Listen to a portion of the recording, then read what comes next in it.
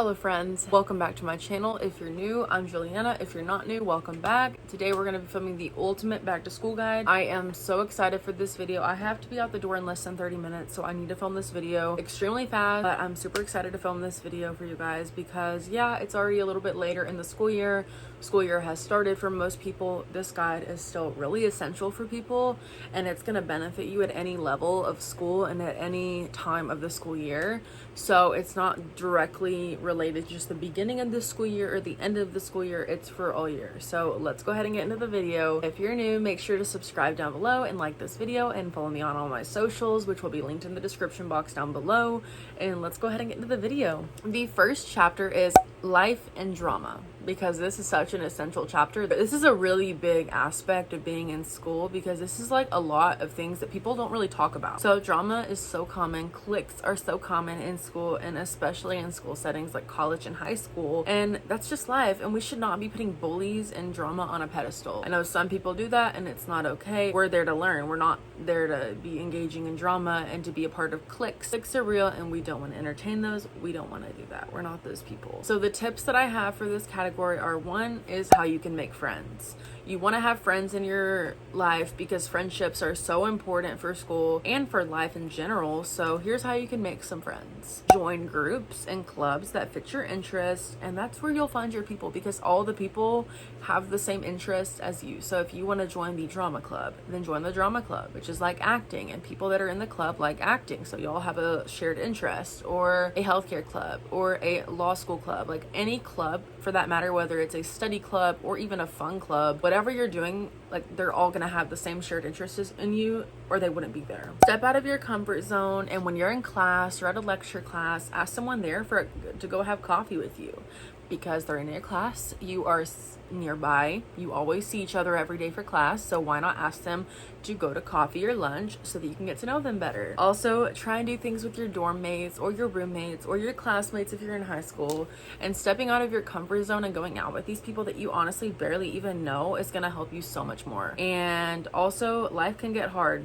especially in college, but we need friendships, because whenever we struggle with mental health, because mental health is very real, we can always lean on those people for support, or most of them. We can build that trust and those foundations with our friendships, and that will help us to be able to lean on them for support. Also, I always want to prioritize mental health and taking care of your mental health. That's a big thing for anyone, especially in college and especially in high school and any level of school. Do not isolate yourself at all. Yeah, of course, you need to take your personal time and your self-care time and do your hobbies and your interests on your own. But do not isolate yourself completely for days on end, stay in bed and rot. Like, don't do that. But make an effort to get out there and socialize.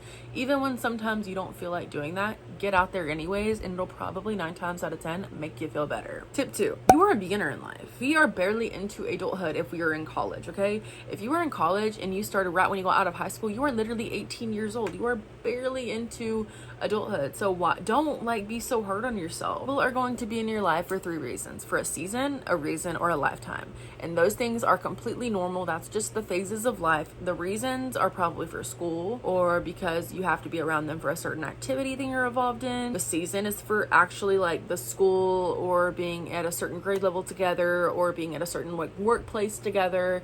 But that eventually might change, because people aren't going to stay there forever. You know, like if you're in college, it's only for 4 years, and then we're all going to go our separate ways. You know, that's just how life is. And then for a lifetime, I'm really tailoring this towards like your family, because honestly, family, you're there for a lifetime. You're always going to be around your family most of the time, and honestly, you want to keep those relationships strong so that you have those people. And it's okay.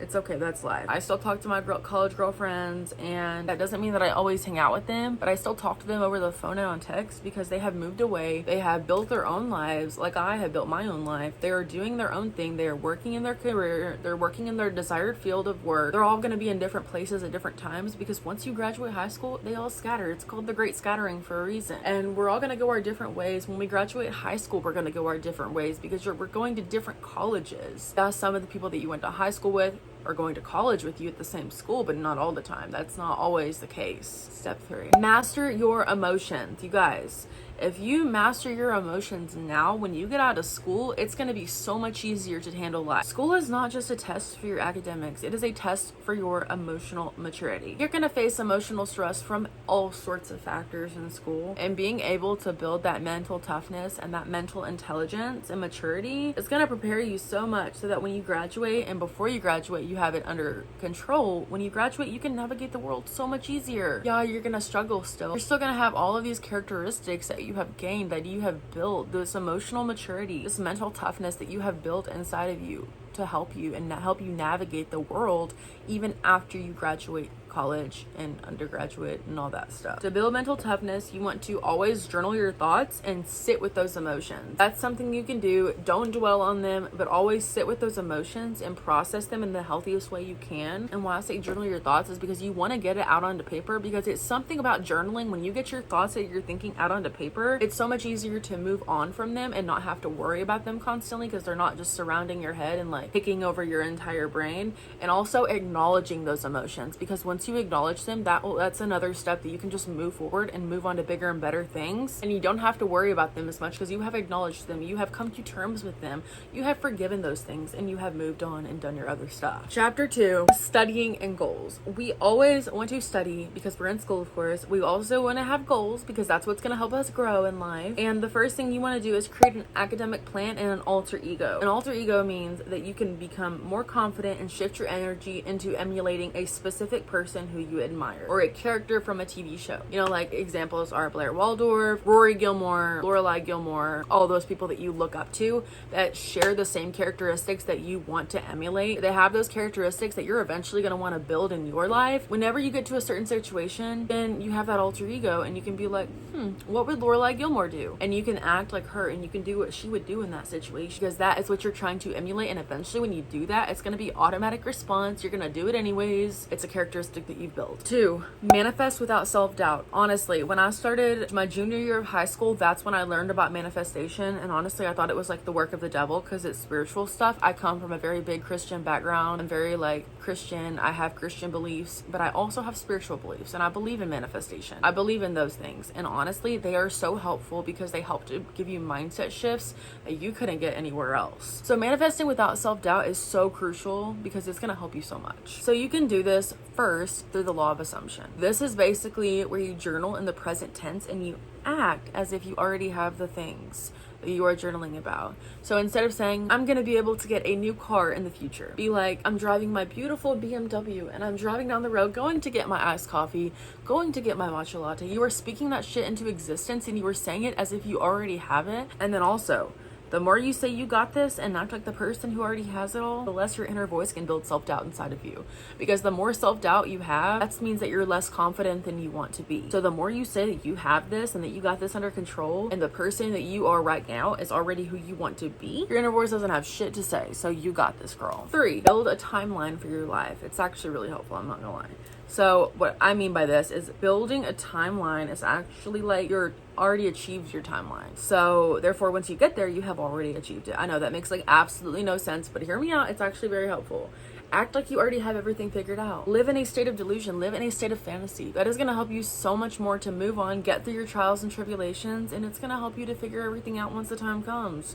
Because when you live in that state of delusion, you live in that state of fantasy, you are literally going to be able to attack those emotions so much faster. And then once you actually get to those situations, you're going to be able to handle them because you've already handled them before. Tip 4, make sure you are always thinking about your future. Some people like to take breaks and they like to think, okay, I just want to take time to myself. I don't want to think about my future.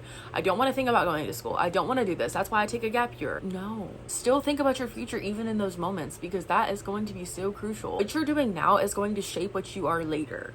So always think about your future. Always think and plan how you are setting up your life. Like if you're in undergraduate school getting your business degree and you want to get your MBA, you're going to need to get the correct grades at undergrad to even be able to get accepted into your MBA program. And then if you want to get your DBA, your doctorate program, you need to be making sure that you're getting good grades in master's degree school so that you can be able to get accepted into the doctorate program. That's just how life works, and you want to be able to always be thinking about your future. Every single thing you go through, this sets you up for your life. And tip 5 is make sure you always have your daily routines in place, because daily routines is what's going to keep you motivated. It's what's going to keep you structured. This is what's going to keep you on top of your shit. So make sure you always have these planned so you have structure in your day, and in the end this puts you ahead of others, because people that don't have structure in their day, that they sleep till 12 p.m., they play their video games all day, they do nothing, they don't have a job, they don't have money, like honestly, that's the people that are going to be way behind you once you're ahead. That's not what you want to be. You don't want to be like those people. You want to be ahead at all times. You want to always be the best version of yourself that you can be. You want to always be ahead.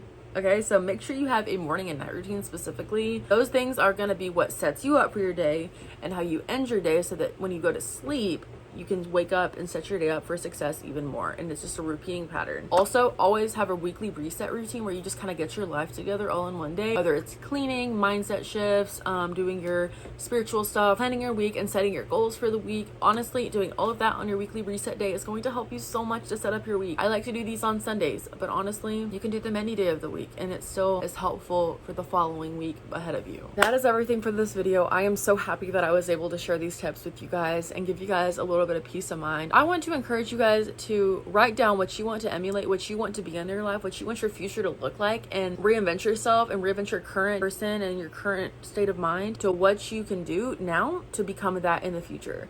I love you guys so much. Make sure to subscribe down below, like this video, and follow me on all my socials, and I will talk to you guys in my next video. Bye.